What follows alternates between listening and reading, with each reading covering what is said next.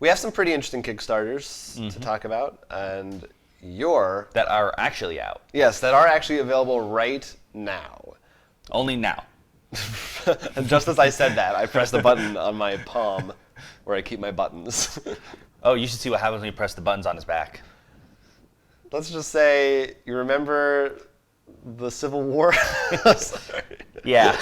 I was trying to come up with like a terrible event that was long enough ago that I could say it jokingly, and that's what I got. Remember the Cretaceous extinction? You know what? You talk about a Kickstarter game, and I'm just gonna eat these dice and close my mouth. See, we can't have the food around here. But the first one I'm going to talk about is Lab Wars. In this, as you know, many times in the world of science, there's all the famous ones because they win Nobel Prizes, they get published and stuff. And you're one of those scientists who want to become famous that way. You want to be immobilized like Einstein and many of the names I'm not going to list. So you have a hand of cards, and the way it actually works is you're trying to get like science points. I forget the exact term they used right now. But you're going to do that like trying to get your stuff published, trying to get prizes, things like that. So in your hand you have, the people who work for you. You have your PhD student, you have your professor. But each person has that, and you all are sort of like backstabbing each other. So you're actually playing a game of like rock, paper, scissors. So you each play a card face down and be like the PhD student like ruins the researcher, but the researcher beats the professor. There's like another card game. I feel like we played that something similar to that. I mean, rock, paper, scissors is definitely kind of in a lot of things. But I can't think of it though. It brings that sort of like, you have 6 cards, you have to think of how to play right, and then like you can get like actual lab equipment and stuff and other things, and you sort of like a real scientist, you might need to specialize in like genomics or something, genetics or something to help you get more points. So I thought this seemed like a really fun way, and they're actually putting a lot of facts about actual scientific experiments. I was going to say, it sounds like it could be like used as a distraction in classrooms for science. Yeah, no, that's where it actually interests me. Like, I think one of the prizes, one of the rewards is actually like a PDF of like all this information, like all this crazy stuff included on the cards, but like one book where you can look. So I thought that sounded really fun and silly, and the whole rock, paper, scissors where there's actually 6 instead of obviously the 3, right. But like with that much more, but while also gaining points, not simple, just I win. Right. I always love it when a game actually puts real tidbits of information too. Yeah, we like quotes. when you can learn something from a game. It's educational. And did you said we were actually playing as a specific scientist? Or No, you want to be the next big one. Oh, okay. I will note on their Nobel Prize, they actually changed the person who's on there. Maybe because of copyright. I don't know if Nobel has any of that issues. Yeah, I don't know. Or I don't know if they even call it the Nobel Prize. But it's the Nobel Prize in there. Right. Is a very famous scientist. Even you would know. Wait, Neil deGrasse Tyson? Yes. My next guess would be Bill Nye. I'm sure he's on another card. Yeah, I hope so. So Lab Wars. It goes for $27, so I think that's pretty good. So check it out if you like science. Yeah, it's the big thing these days. It's all the rage. Now, you also have a game that starts with the letter L. And ends with the letter S. Oh, man. That's why they go together. Speaking of games that start with L and end with S, this game is called Layers. We're going not to science, but back into the mystical fantasy past, perhaps. Or maybe it's a post-apocalyptic fantasy future. I don't know. But this game sounded really cool to me. Basically, it is a fantasy game, very cool, kind of hand-drawn, inked artwork style that look very unique, I feel. Each player has their own character with specific abilities, and you're all using different tiles trying to build your layers. And you actually bid on which different tiles you want, because some of them, depending on your character, might be better for you. Like if you're a flying character, you might want more open areas, something like that. Then, once everyone has built their layers, you're actually trying to get to the center of the map. And whoever gets to the center of the map uncovers a terrible secret, is corrupted, and becomes the bad guy. And then at phase 2 of the game, the other players are now on a team trying to traverse through the bad guy's lair to defeat them. And so it becomes a one versus all. It's kind of like Betrayal, only instead of randomly, everybody's trying to be the bad guy, presumably, unless you don't like being bad. I started to just imagine fine, I'll work with you now. Right. And then once you're the bad guy, you can either throw monsters, or there's also puzzles, which can be used with certain cards. It sort of makes me think like throwing Post-Human and Boss Monster like together in this crazy. A little bit, but yeah, it looks really cool. That concept of the there aren't, other than Betrayal, there aren't many games that I can think of where halfway through.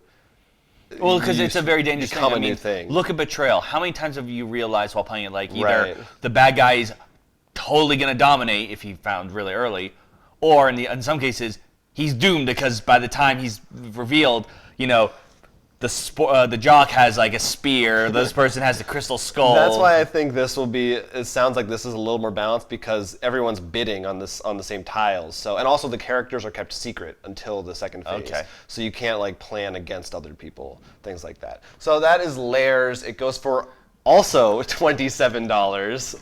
Illuminati. It's definitely the Illuminati. Check that one out. Give me another one-word plural Kickstarter game, please. We don't need to connect to everything. They just happen to. It's just this next one, which does not start with L, nor does it go for $27, is Airlines.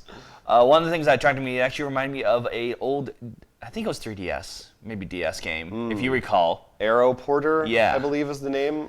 In which you remember, if you recall in that, you actually built your little airplane for Street Pass, but then you also had to like manage luggage and stuff. This game actually is a lot like that. Okay. You run an airport, so you have to work on trying to increase your plane. Like literally, you build a plane in like wing size and stuff to see how fast, and it actually has slots for passengers that are suitcases. Like Rattle Battle, like a ship.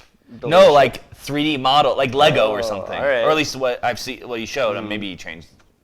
You never know. I'm actually surprised, but like I thought that was really cool. The idea of actually clicking and building a plane. That's awesome. Well, like, especially the airport. What's the train game? Colt Express with the trains, right? Train models. Yeah. And I think that's a really cool idea. Not just focus on like the airport part, which is I think is also trying to expand and maybe depending on how you can buy upgrades. Like if you could maybe make a better food court or something. Okay.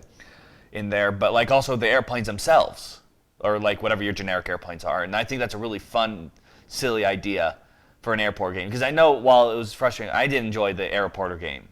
Yeah. For 3DS, and I do think, especially at this game, the idea maybe even if you build up challenges like comparing an international to domestic airport, like what that could bring. We also liked airplanes, or just planes. Sorry. Yeah, just planes. Because remember, trains, planes, right. and automobiles. Which sounds kind of in the same family. Yeah, the difference is I think in that one focused really just on passenger movement. When this one focuses more on like it's more like a sim the action. management. Yeah. Okay. It focuses more on the building. It's like Suburbia a little bit? Yeah, I would say like Suburbia, how you build something and try to attract that way. Yeah. Instead of when planes, it focuses more on like how can I move people the right way. Right. You're not building as much. Yeah, planes. Yeah. They're the next trains as far as that I'm goes for $45, not 27. I'm sorry. Not 27. So we don't get a 3 in a row with Half-Life 3 confirmed.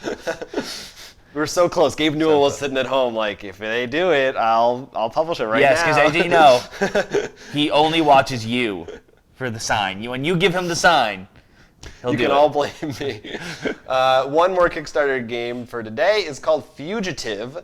Comes from Tim Fowers, the designer of a few games, including Paperback, which was one that we got from Kickstarter. And that really was liked. Actually one of my first Kickstarters, which I backed not for myself, but actually for you. You're so sweet. Well, it was one of the best choices I made because that game was a lot of fun. So this one is a 2-player head-to-head game. One player is the Fugitive, one player is the Marshal.